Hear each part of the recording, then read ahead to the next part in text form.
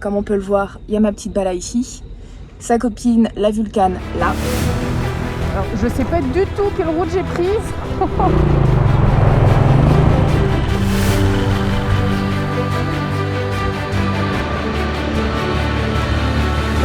Salut à tous et bienvenue dans ce nouvel épisode.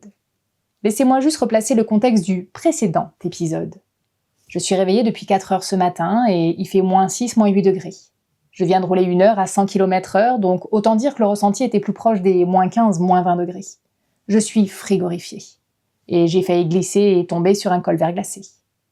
Par chance, me voilà en haut du col, mais maintenant, je fais quoi ? Mon visa transit russe de 4 jours commence aujourd'hui.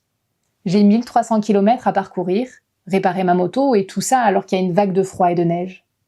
Concrètement, je ne sais pas du tout ce qui m'attend. Ce qui est sûr, c'est que les prochains jours vont se jouer au mental. Alors, voyons voir, est-ce que je peux passer avec la moto ou pas ? Ici. Quand tu es à moitié en train de réfléchir et à moitié en train de craquer. Il faut que j'appelle l'hôtel. Ok, là, c'est clairement pas... C'est pire que ce que je pensais, en fait. Il y a un col à passer, alors j'ai réussi à monter par je ne sais quel miracle sans tomber. C'est tout verglacé, en fait. C'est du verglas partout. Et donc là, je suis en haut du col. Il y a une voiture, j'ai fait signe... Parce que j'étais bloquée un peu plus bas. Juste avant d'arriver sur le plat... J'ai fait signe à une voiture de s'arrêter, ils m'ont aidé à pousser, mais le problème c'est que là, c'est que du verglas, là dans la descente, je peux pas descendre en fait. Donc là, je viens d'appeler la guest house pour leur demander de m'amener, d'appeler quelqu'un, un pick-up pour m'amener jusqu'à la frontière, parce que là en fait je peux pas, c'est pas possible. Autant sur le plat, je pouvais éviter le verglas, mais là ça descend quoi. Et avec le poids de ma moto, ça va pas le faire. Donc là ça va mieux, je suis en train de me calmer, mais j'étais pas bien il y a 10 minutes. J'avais les doigts frigorifiés en fait. J'avais l'onglet à pleurer tellement j'avais... Enfin, d'ailleurs j'ai pleuré tellement j'avais mal. Mais là, je savais que ça allait être une mission, mais c'est pire que ce que je pensais. Désolée. Avec le stress et les émotions, je n'ai pas vraiment eu le réflexe de filmer en horizontal. Vraiment, j'ai eu peur. Et là, je ne sais pas du tout quoi faire. Je suis prise par le temps à cause de ce fichu visa transit. Quelle galère.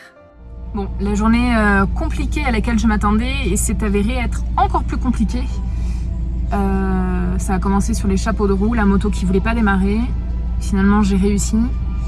Et la route était dégagée, donc ça allait. J'ai pu rouler jusqu'à tomber sur en fait un col. Et je me suis retrouvée coincée en haut du col. En fait, tout était verglacé, enneigé. Et je sais pas par quel miracle je suis pas tombée. J'ai réussi à poser la moto à un endroit où c'était à peu près non glissant, on va dire. Et j'ai arrêté un pick-up pour qu'il m'aide. Donc on a réussi à le mettre à l'arrière du pick-up en demandant à une autre voiture un peu plus loin. Donc là, voilà, la moto est là, on vient d'arriver à la frontière. Donc pour l'instant, la situation s'améliore. Potentiellement, donc le policier en fait qui m'a aidé peut m'amener jusqu'à Kokagach, donc un peu plus loin après la frontière. Le problème, c'est qu'il m'a dit qu'il y avait 2 autres cols à passer entre ici et Gorno-Altaysk. 2 cols qui sont encore plus hauts que ce que j'ai eu ce matin et donc en fait je risque d'avoir des soucis à nouveau. Il y a pas mal de monde malheureusement, donc on va voir combien de temps ça va prendre, mais ça va être long je pense. Ça va être très long. Il est 1h moins le quart, je commence à avoir un gros coup de barre là en fait. Il y a eu pas mal d'émotions ce matin. Donc là, comme on peut le voir, je suis toujours dans la camionnette avec ma moto.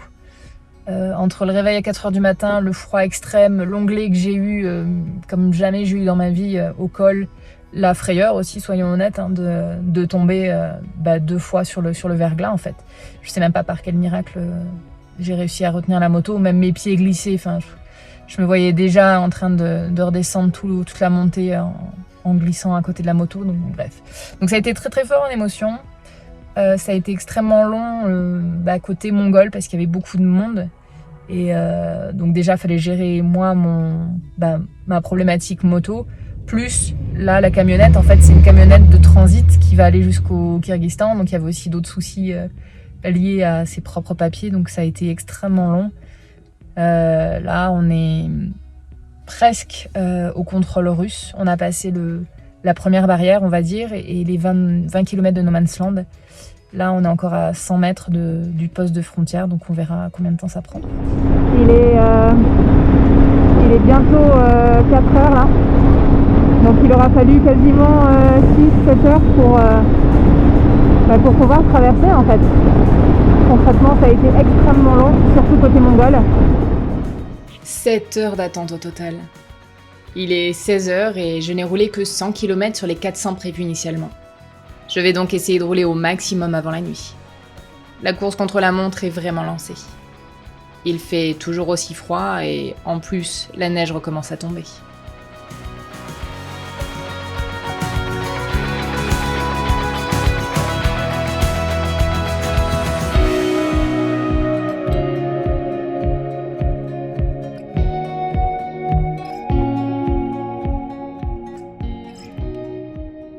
C'est glacial. Je suis vraiment gelée. Et plus on avance et plus il neige. Je suis à 1700 mètres d'altitude et la route est à présent mouillée. Par endroits, je croise même des plaques de verglas.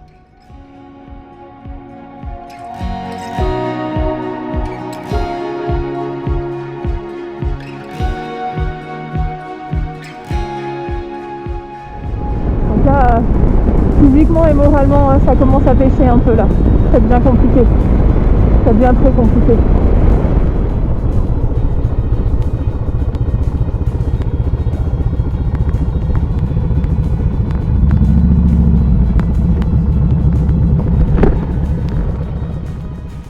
Non, ce ne sont pas les vibrations de la moto qu'on voit à l'écran, mais bien moi qui tremble comme une feuille. Je suis vraiment gelée. Je vais aller jusqu'en haut parce que Je sais pas du tout. Le truc c'est que j'ai l'impression que ça monte là, donc là, dans la dernière vallée, moi j'avais l'impression qu'on allait déjà sur verglas. Je sais pas. ouais, mais je me demande par moment. Je sais qu'après, je sais que tu as trop de problèmes de visa, mais là, c'est aussi que... Ça paraît dangereux, ouais. Parce que là, au pire, il y a des cabanes. Peut-être qu'on peut essayer de s'arrêter là. Parce que là, j'ai peur qu'en continuant, on parte se mettre dans la merde là. Moi, j'ai ça dans la main. J'allais te dire de m'arrêter dans la station-service. C'est une pompe qui a rien du tout. Toi, tu trembles? Un peu, ouais. Donc, oui, on essaye là. Ok. J'ai rencontré Julio, un motard espagnol en Vulcane à la frontière. On a décidé d'affronter cette vague de froid ensemble, mais là, on va faire demi-tour, c'est plus prudent. On va s'arrêter dans le camp de cabane en bois que l'on vient juste de dépasser. Car la nuit va bientôt tomber. La neige devient de plus en plus forte et la route commence à grimper en altitude.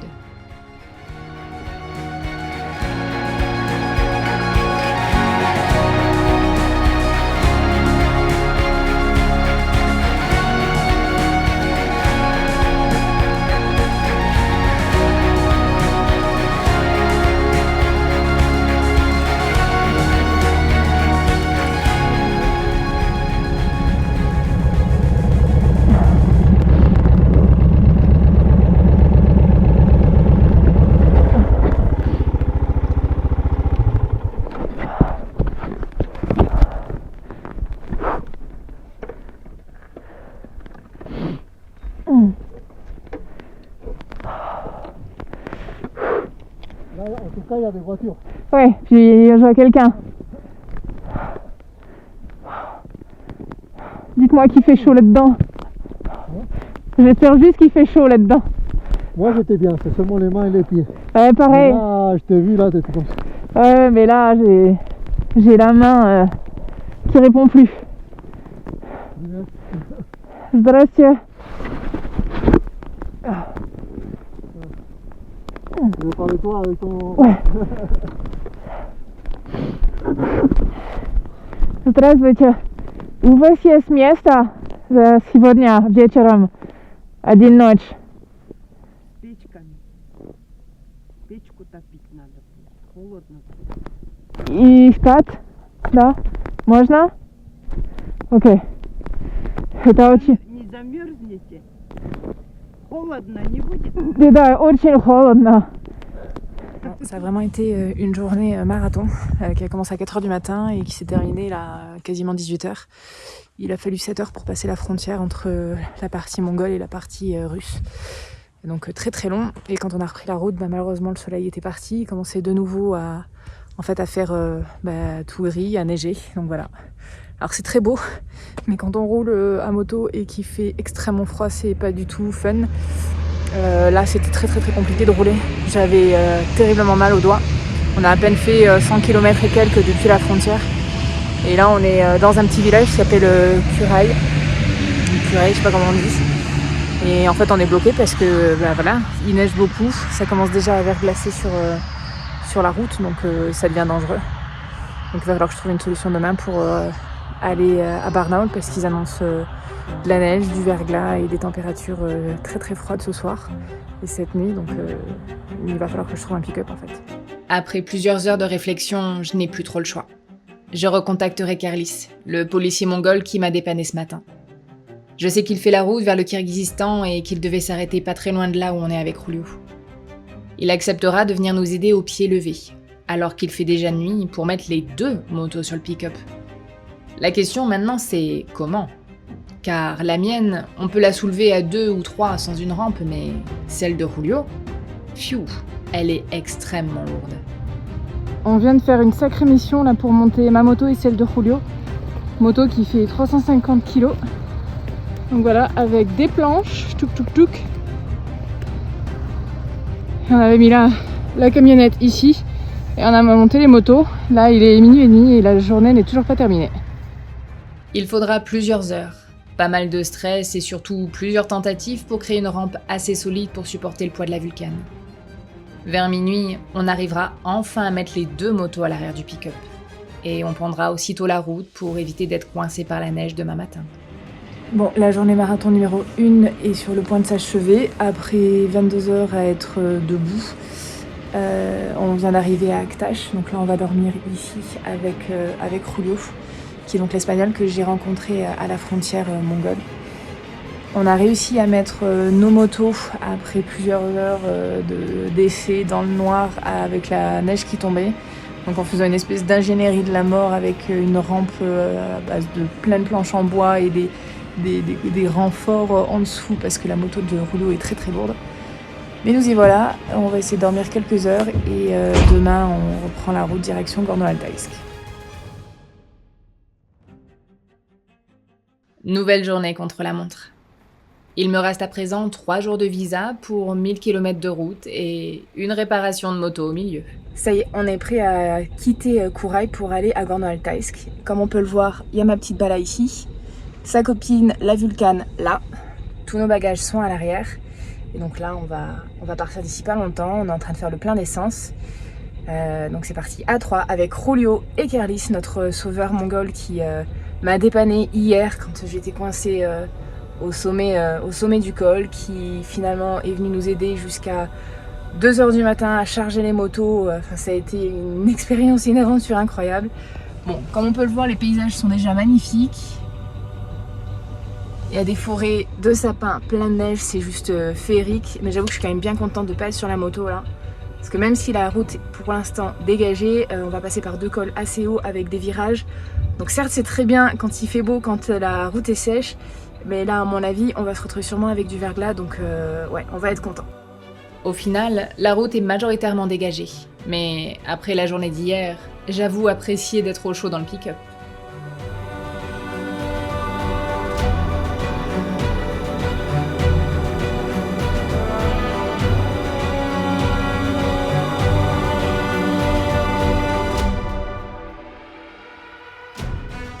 On vient d'arriver au premier col à Shiktaman et franchement c'est magnifique.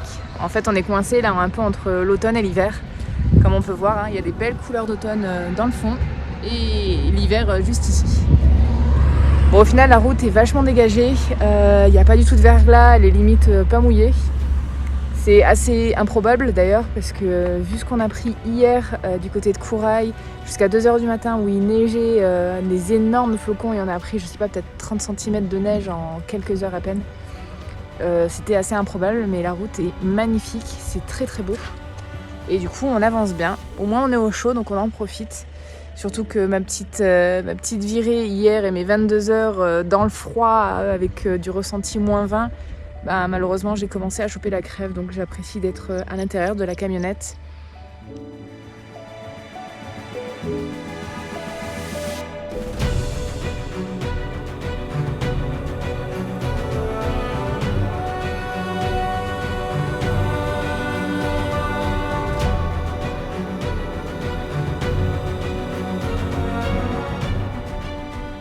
On profite d'être au col pour se faire une pause repas, à base de tchibouriek, une spécialité tatar. Il s'agit d'une sorte de chausson frit à la viande et c'est super bon.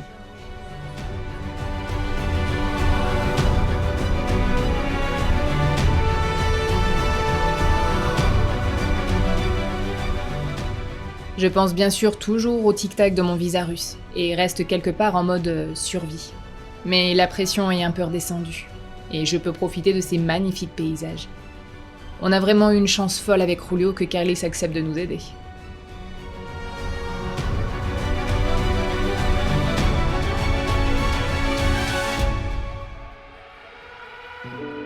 On est bien content d'être dans la voiture.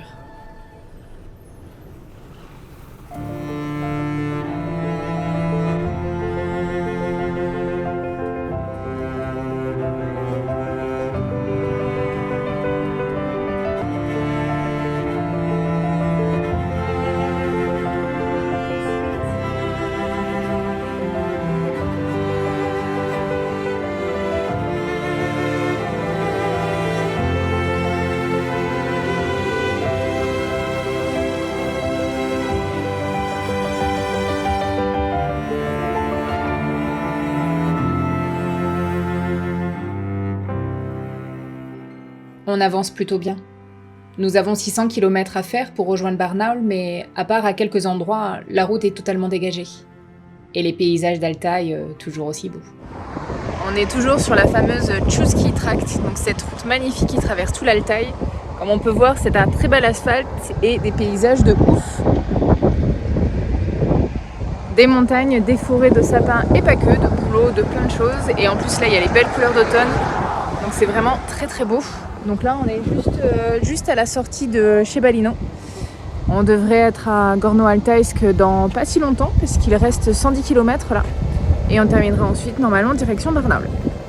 Bon, comme on peut voir, c'est bien dégagé. On a eu quand même de la neige et un petit peu de verglas au niveau du deuxième col de Seminsk. Mais globalement, la route est vraiment nickel. Il y a du vent, par contre, il fait quand même très très froid. Et vu que j'ai la crève, je suis quand même bien contente d'être dans la camionnette. Là, on est en train de vérifier la pression des pneus parce qu'apparemment, il y a un pneu qui était pas très bien, on va dire. Allez, on y va. On vole la camionnette. Carly, c'est quelque part par là. Il cherche s'il n'y a pas une pompe pour regonfler les pneus plus rapidement, parce que là, on le fait avec la petite pompe Mi. Ah ben voilà, il est là. Bon, on va falloir être patient. Là, on est en route, on devrait arriver à Barnaul d'ici 2h et quelques. Et les motos sont toujours là. Aussi, nie to maszyna. No, jest. Jest. No, machine. Rosji nie to.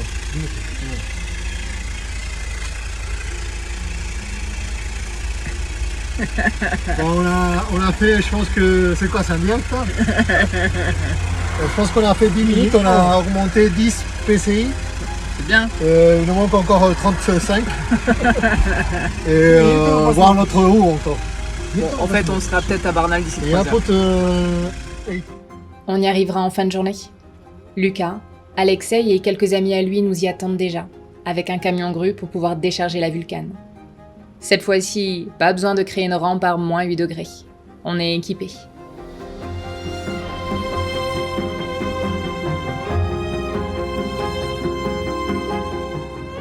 C'est aussi ici qu'on dira au revoir à Carlis. Julio et moi avons pris en charge ses frais d'essence, la nuit d'hôtel ainsi que tous ses repas. Plus 80 € à deux. Autant dire rien du tout pour un dépannage de plus de 650 km dans une situation plutôt de crise et au pied levé. Carlis a été d'une aide incroyable et vraiment une superbe rencontre. Hurrah! Yorkie! Easy!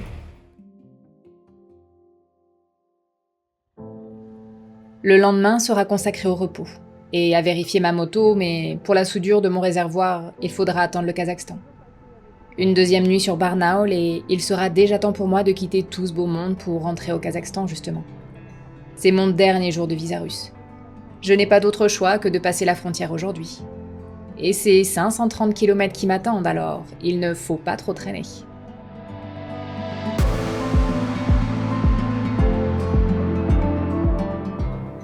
Rulio et Lucas feront route ensemble jusqu'à Novosibirsk. Lucas continuera ensuite vers la France et Rulio ira rejoindre des amis par là en Russie, avant de passer au Kazakhstan d'ici quelques jours.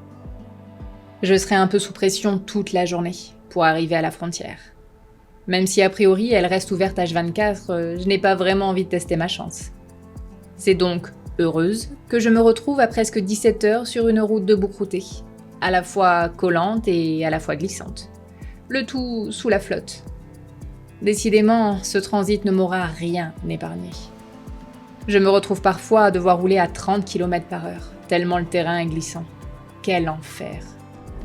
Encore 25 minutes pour un village et normalement, j'espère qu'après je vais retrouver du putain d'asphalte quoi. Ça fait 1 heure que je me fais chier sur cette route là.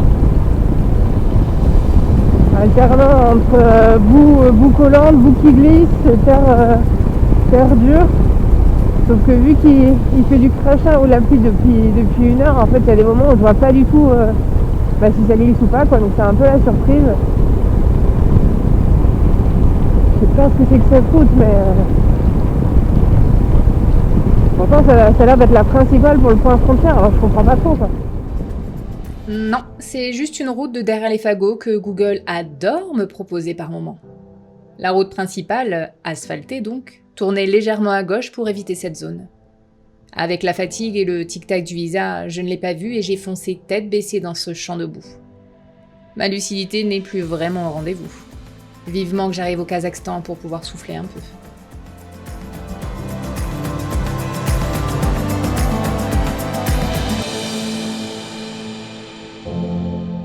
Bon, ça y est, je suis prête à aller dormir. J'ai mon écharpe en cachemire, mon pull en cachemire, ma polaire, mon jogging et mes chaussettes en laine. C'est bon, c'est parti.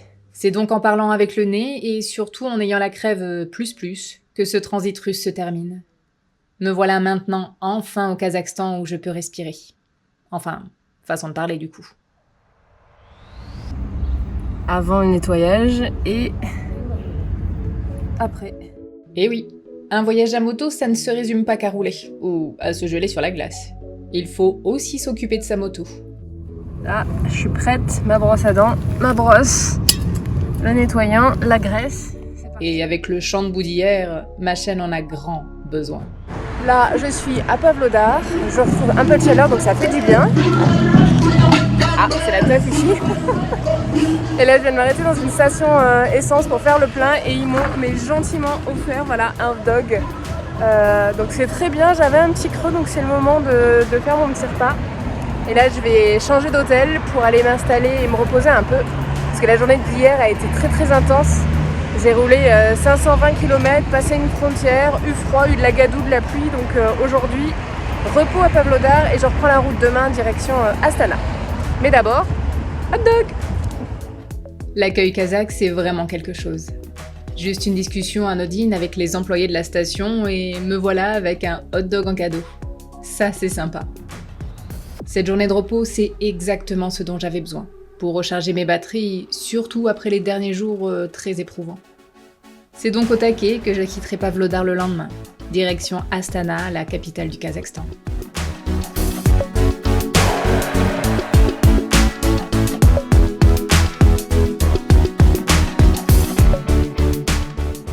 Les températures ne sont certes plus négatives comme en Mongolie ou en Russie, mais il ne fait pas chaud pour autant. Il est temps de retraverser encore tout le Kazakhstan. Le retour des longues lignes droites à travers les steppes. Ce van m'a doublé plusieurs fois et semble me faire signe de m'arrêter. Bon, voyons voir.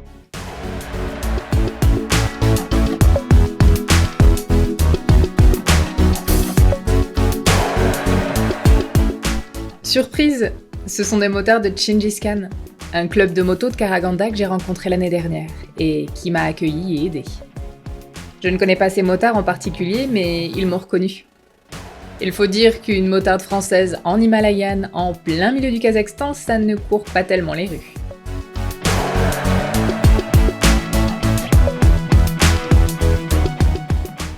Ils m'attendent du coup à Karaganda d'ici quelques jours. Bon, aujourd'hui c'est une journée spéciale rencontre et spéciale rencontre karagandaise on va dire. Dans le sens où là je suis en train de rouler entre Pavlodar et Astana. Il me reste encore 100 km pour arriver à Astana.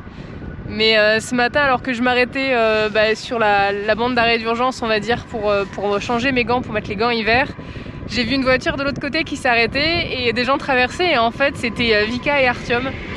Donc deux Russes kazakhs vivant à Karaganda avec qui j'ai un petit peu voyagé au Kyrgyzstan en mai dernier.